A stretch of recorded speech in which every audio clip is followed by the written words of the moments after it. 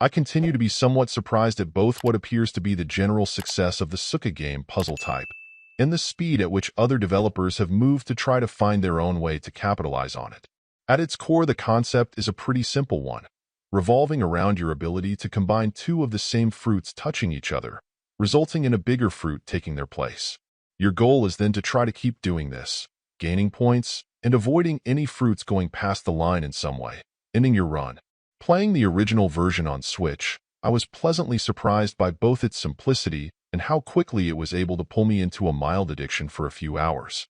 I'd played games in the same general vein as it on mobile like Threes, but never in this format. Since then, I've played quite a number of variants, some setting themselves apart with a specific new mechanic or idea, and others being happy to simply do little more than reskin the experience, making their quality level vary quite wildly. To Fruit Mountain's credit, while it doesn't deviate far from that same core gameplay experience, it does at least change your perspective on it, moving from the 2D container you typically dealt with and replacing it with a tray in a 3D environment. Weirdly enough, though it still feels quite familiar, this does work quite well in making the experience feel a bit different. Granted, since you lose the moment anything falls off of your platter, you'll need to be careful how much you may stack your fruit, but the temptation as you start to run lower and lower on available space is always there.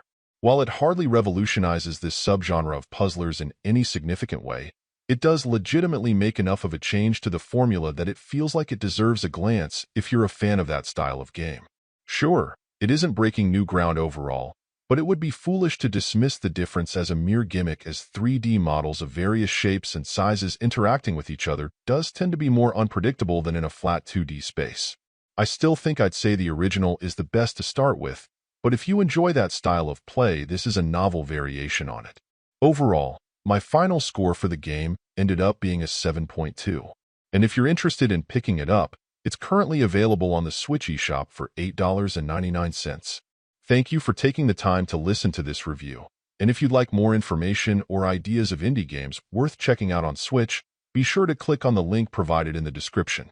Until next time.